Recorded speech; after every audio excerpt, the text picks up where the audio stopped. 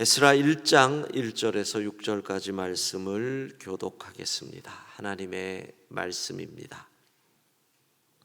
바사왕 고레스 원년에 여호와께서 예레미야의 입을 통하여 하신 말씀을 이루게 하시려고 바사왕 고레스의 마음을 감동시키심에 그가 온 나라에 공포도 하고 조서도 내려 이르되 바사왕 고레스는 말하노니 하늘의 하나님 여호와께서 세상 모든 나라를 내게 주셨고 나에게 명령하사 유다 예루살렘에 성전을 건축하라 하셨나니 이스라엘의 하나님은 참 신이시라. 너희 중에 그의 백성 된 자는 다 유다 예루살렘으로 올라가서 이스라엘의 하나님 여호와의 성전을 건축하라. 그는 예루살렘에 계신 하나님이시라.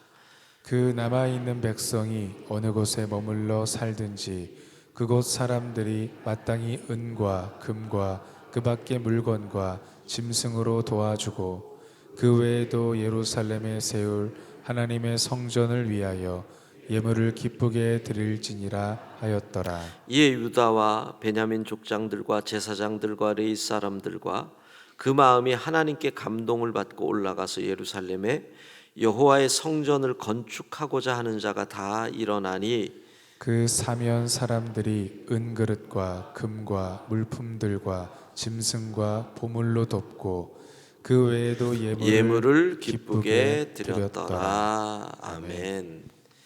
역대하 7장 14절 말씀을 암송을 계속하셨나 모르겠습니다. 우리 다시 한번 읽어보고 함께 다시 외워보겠습니다. 내 이름으로 일컫는 내 백성이 그들의 악한 길에서 떠나 스스로 낮추고 기도하여 내 얼굴을 찾으면 내가 하늘에서 듣고 그들의 죄를 사하고 그들의 땅을 고칠지라. 역대하 7장 14절 말씀. 아멘. 한번 보시고 암송할 시간을 조금 드릴 테니 또 암송하시고 우리 같이 체크하겠습니다.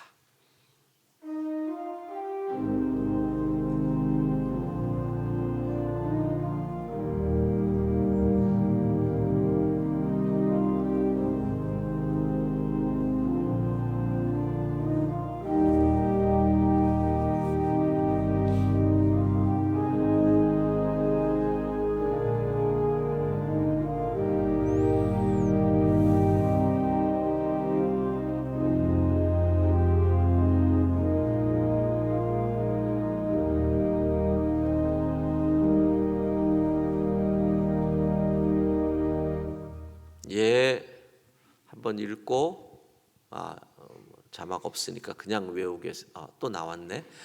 한번 읽겠습니다. 내 이름으로 일컫는 내 백성이 그들의 악한 길에서 떠나 스스로 낮추고 기도하여 내 얼굴을 찾으면 내가 하늘에서 듣고 그들의 죄를 사하고 그들의 땅을 고칠지라. 역대하 7장 14절 말씀.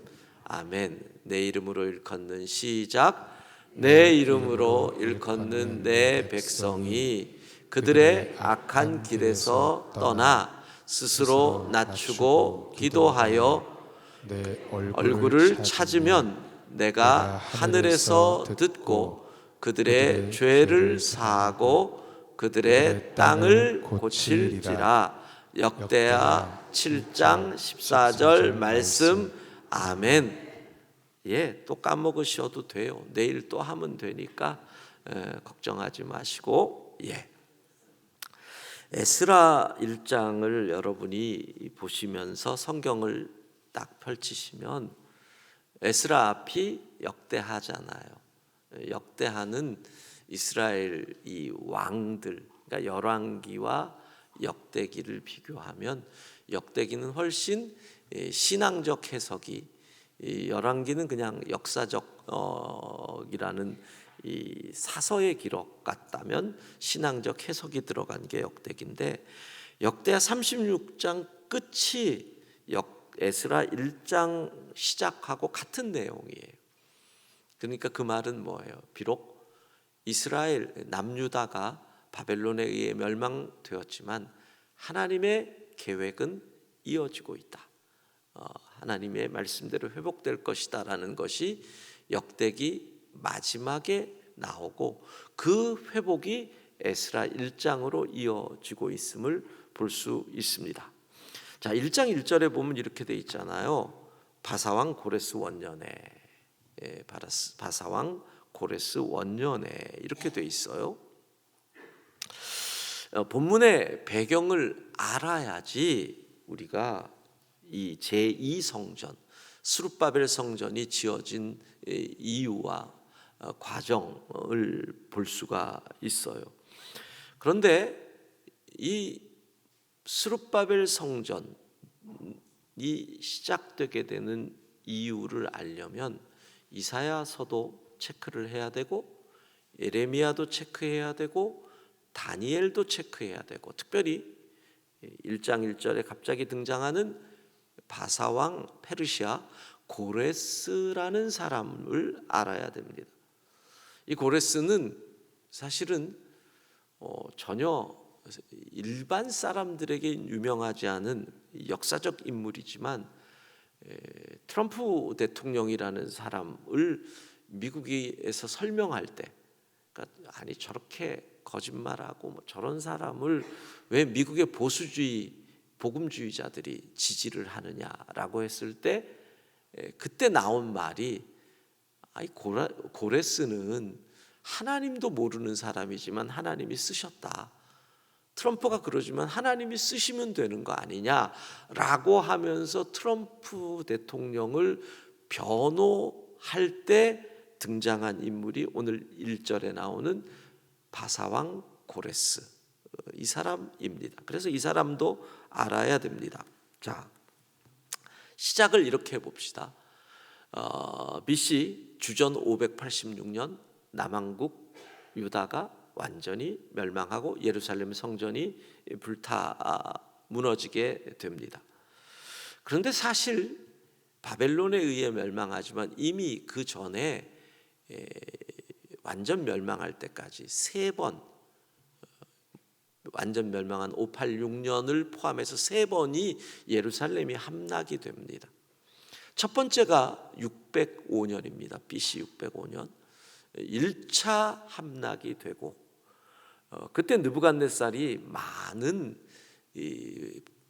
포로들을 끌고 가지요. 근데 그때 포로들은 대체적으로 귀족 가문의 자손들, 소위 지도층에서 많은 포로들을 끌고 갔는데, 그 가운데 제일 유명한 사람이 다니엘과 세 친구입니다. 605년.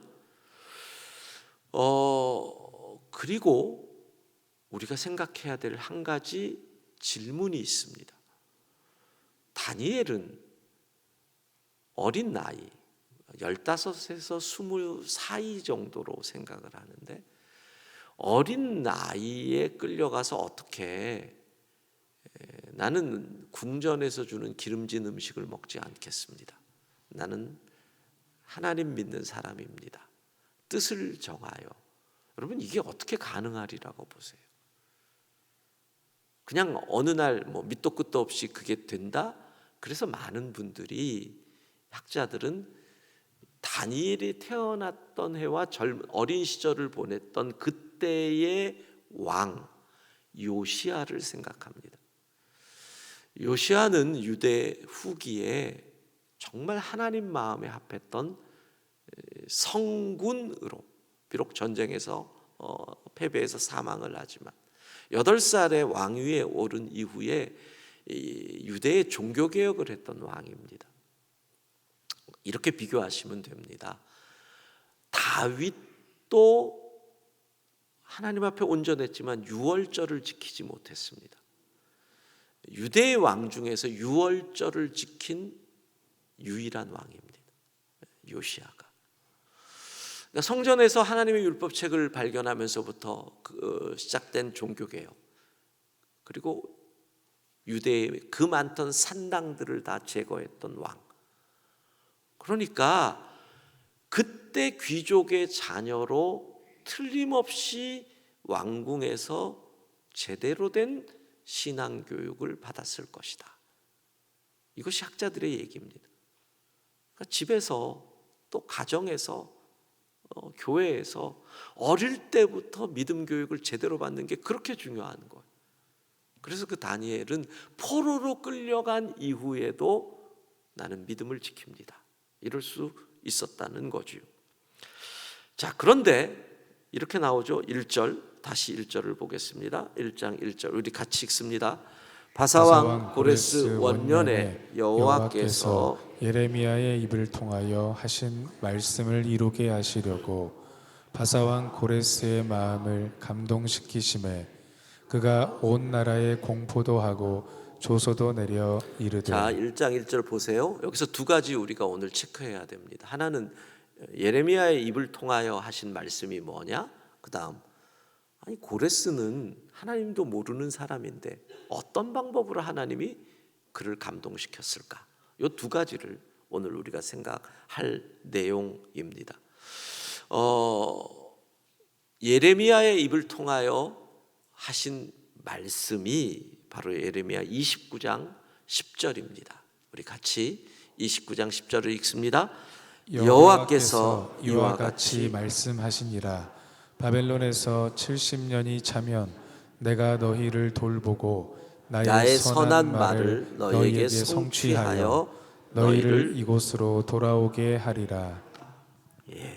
70년이 차면 너희가 돌아올 것이다. 이 말씀. 그러니까 하나님은 하나님의 말씀, 하나님께서 주신 말씀을 반드시 이루시는 줄로 믿습니다. 우리가 그래서 이 약속의 말씀을 아는 게, 왜 말씀 암송하라 그러고 왜 말씀 큐티하라 그러고 왜 말씀을 읽고 묵상하라고 하겠어요? 이게 우리의 능력이고 이게 우리의 권세거든요. 말씀은 반드시 이루어지시는 것. 그래서 하나님께서 에레미야에게 주셨던 그 말씀이 이루어질 때가 되었다라는 거죠. 자, 날짜를 계산합니다. 586년부터 70년을 계산하지 않습니다. BC. 처음 1차 포로로 끌려갔던 때로부터 70년. 그게 맞는 거죠. 왜? 포로로 끌려갔던 사람들의 입장에서는 왕국의 멸망과 상관없이 그들이 끌려갔던 시기부터 그 시간을 카운트다운하기 때문입니다. 그러면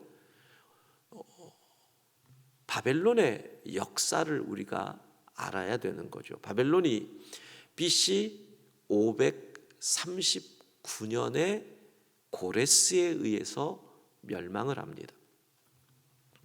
그때 바벨론의 마지막 왕이 그 유명한 벨사살입니다. 벨사살, 메네 데겔 우바르신이라고 하는 하나님의 이 징계의 말을 들었던 왕. 그리고 539년에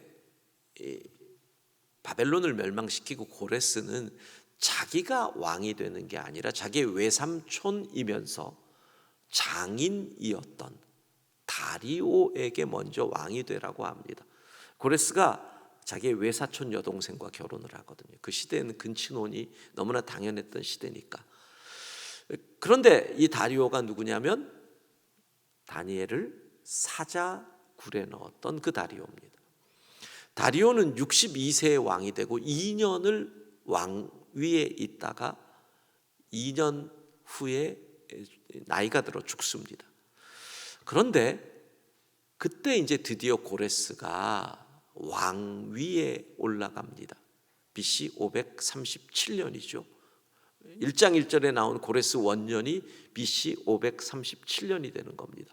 그리고 가라, 포로들을 돌려보내고 포로들이 가게 되는 게 536년으로 봅니다. 그러면 계산이 되죠. 605년부터 536년, 딱 70년입니다. 하나님께서 예레미야를 통하여 주신 말씀이 그대로 이루어졌던 말씀하시는 겁니다. 자, 그러면 또 하나 생각해야 됩니다.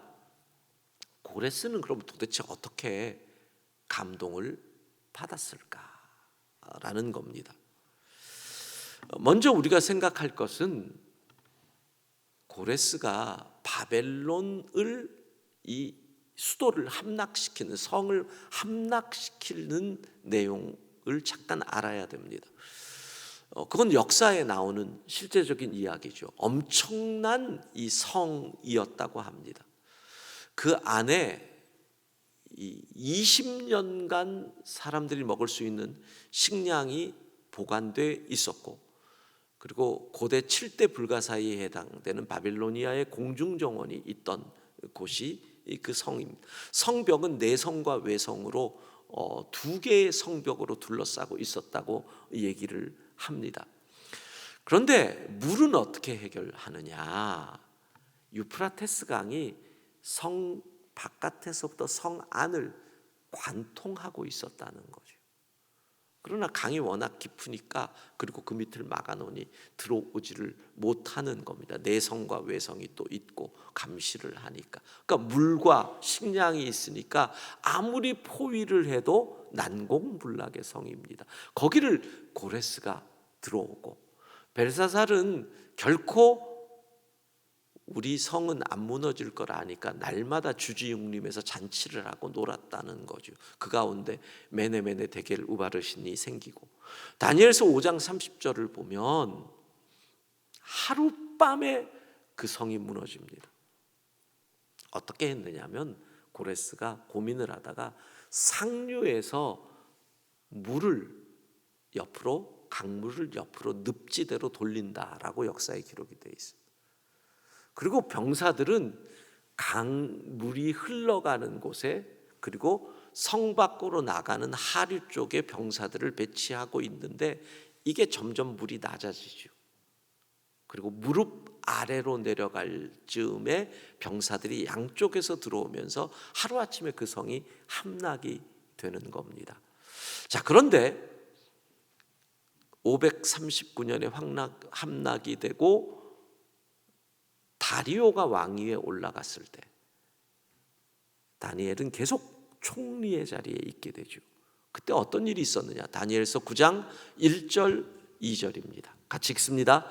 메대 족속 아하수에로의 아들 다리오가 갈대아 나라 왕으로 세움을 받던, 갈대아 나라가 바로 바벨론을 얘기하는 겁니다. 바벨론이 무너지고, 2절 읽습니다. 곧 그 통치 원년에 나 다니엘이 책을 통해 여호와께서 말씀으로 선지자 예레미야에게 알려주신 그 연수를 깨달았나니, 곧 예루살렘의 황폐함이 70년 만에 그치리라 하신 것이니라. 그러니까 다니엘이 그때 539년에 70년이 되려면 이제 2년 3년 남은 그때서야 예레미야에게 주셨던 70년의 의미를 그때서 깨달았다는 거예요. 그 하나님의 계시를 직접 받았던 그 위대한 하나님의 사람이 얼마 안 남았네? 이게 다니엘이 가졌던 긴박함인 거죠. 이제 돌아가야 되네? 하나님의 시간이 다가오네? 그리고 다리오가 죽고 고레스가 되는 원년에 다니엘은 계속 총리를 합니다. 아마 그게 이제까지 생각했던 다니엘의 출세의 가장 걸림돌이었던 유대인 포로 출신이라는 것이 작용하지 않았겠습니까? 그러니까 바벨론에서도 총리, 메대에서도 총리. 왜? 바벨론 사람 아니니까. 그렇잖아요. 페르시아에서도 총리. 그러니까 유대인이기 때문에 계속할 수 있었던 것이 되는 거죠. 고레스 원년에 고레스가 총리인 다니엘에게 어떻게 이 나라를 경영해야 할 것인가를 의논하는 중에 학자들의 의견을 따르면 그때 다니엘이 이사야서의 말씀 44장, 45장, 46장을 고레스에게 읽어줬다라고 얘기를 합니다. 이사야 44장 27절 같이 읽습니다. 기쁨에 대하여는 이르기를 마르라. 내가 내 강물들을 마르게 하리라. 하며. 왜 갑자기 기쁨에 대하여? 그런데 28절을 보면 27절이 이해가 되는 거죠. 고레스에 대하여는 그가 예루살렘을 준 건 그에 의해서 성전에는 기초가 놓여진다. 근데 그 앞에 거 뭐예요? 강물의 기품이 마르게 된다. 고레스가 이걸 듣는 순간 소름이 끼치지 않았겠습니까? 170년 전 예언인데 170년 전 이사야서에 자기 이름이 등장을 합니다. 그리고 자기가 바벨론 성을 무너뜨린 방법이 기품이 마름이 된다라고 하는 그 방법이 거기에 기록이 되어 있습니다. 여러분은 소름도 안 끼치나 보네. 저만 소름이 끼치나 보네. 그리고 이사야 45장 1절 계속 이어집니다. 45장 1절 같이 읽습니다.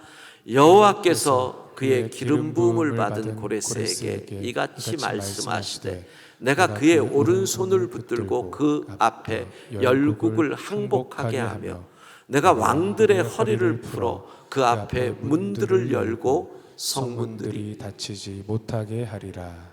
예, 고레스가 이런 일을 할 것이다. 근데 나중에 이사야 45장 읽어보십시오. 45장 5절을 보면 이렇게 되어 있어요. 고레스에게 너는 알지 못하였을지라도 나를 하나님을 알지 못하였을지라도 내가 칭호를 주었노라.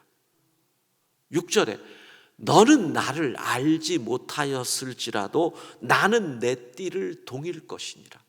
고레스가 하나님을 모르지만 하나님이 그를 위대하게 만들었고 했다. 이렇게 나오는 것을 다니엘이 고레스 앞에서 읽는데 지가 어찌 그 말씀 앞에서 감동받지 않을 수 있겠어요? 여러분, 하나님의 말씀은 반드시 이루어지는 줄로 믿습니다. 170년 전에 이미 고레스의 이름이 이사야 선지자에 의해 기록되고 그가 할 일이 나오고 하나님을 모르지만 하나님은 너를 준비했다라고 기록되어 있는 거죠. 그러니 고레스가 감동하는 겁니다. 감동하는 겁니다. 그리고 어떻게 하느냐? 2절 이건 짧게 하고 내일 다시 이어볼 건데 같이 읽습니다. 바사왕 고레스는 말하노니 하늘의 하나님 여호와께서 세상 모든 나라를 내게 주셨고 나에게 명령하사 유다 예루살렘에 성전을 건축하라 하셨나니. 여러분 이거 잘 보세요. 하나님의 명령이 유대인들을 돌아가게 하리라가 아닙니다. 성전을 건축하라가 하나님의 명령입니다. 그걸 위해서 너희가 돌아가라는 겁니다. 이게 무슨 말입니까? 내가 너희를 돌아가게 하는 것은 하나님을 온전히 예배하라고 돌려보내는 겁니다. 조금 더 확대해서 해석을 합니다. 유대 백성들은 알지도 못하던 고레스에게 은혜를 입습니다. 왜? 우리의 인생에서 우리가 알지도 못하던 고레스에게 은혜를 받을 때가 한두 번이 아닐 겁니다. 회사에서 알지도 못한 사람이 나를 도와줄 수도 있습니다. 거래처에 알지도 못하는 사람이 내게 은혜를, 도움을 줄 때가 있을 겁니다. 직장에서, 학교에서 수많은 고레스들이 그들이 비록 하나님을 모르지만 우리에게 은혜를 베풀 때가 있을 겁니다. 이유가 뭐라고요? 온전한 예배자 되라고. 이게 하나님의 은혜구나. 삶의 예배자가 되라고. 하나님과 동행하고 하나님을 기쁘시게 하고 하나님의 영광을 나타내며 사는 삶의 예배자가 되라고 하나님은 보이지 않는, 때로는 하나님도 모르는 고레스를 통해 우리에게 은혜를 입히시는 줄로 믿습니다. 좀 더 단순하게 연결해 볼까요? 온전한 예배자 되지 못했을 때 예루살렘 성전이 무너집니다. 우상을 숭배했을 때. 그리고 고난의 시간을 떠납니다. 온전한 예배자 되지 못했을 때 하나님의 자녀들이. 그리고 하나님은 온전한 예배자 되라고 그들을 풀어주십니다. 고레스에게 은혜를 입게 하십니다. 오늘 말씀은 우리에게 두 가지의 교훈을 줍니다. 우리가 붙잡고 기도해야 될 것, 약속의 말씀을 붙잡아야 된다. 하나님의 말씀은 반드시 이루어지는 줄로 믿습니다. 역대하 7장 14절 말씀 같은 거 외우라는 게 뭐예요? 하나님의 얼굴을 찾으면 내 죄를 사하고 내 땅을, 내 삶의 자리를, 내 가정을, 내 직장을 고쳐주신다, 회복시켜주신다. 그 말씀을 붙잡고 기도하는 거잖아요. 그 다음, 내게 은혜를 입히시는 이유가 삶의 예배자 되라고다. 하나님, 오늘도 내가 살아가는 그 땅에서 예배자 되겠습니다. 이렇게 기도하시라는 겁니다. 약속의 말씀을 붙잡는다, 온전한 예배자 될 수 있기를 바랍니다. 기도하겠습니다. 하나님, 주의 말씀은 반드시 이루어지는 줄로 믿습니다. 주의 말씀이 우리의 힘이요, 우리의 권세요, 우리의 능력인 줄로 믿습니다. 오늘도 말씀을 붙잡고 기도할 때 응답하여 주시고 이루어 주옵소서. 오늘도 삶의 자리에서 온전한 삶의 예배자 되게 하여 주시고 우리의 자녀들을 주의 손으로 붙잡아 주옵소서. 예수님 이름으로 기도합니다. 아멘.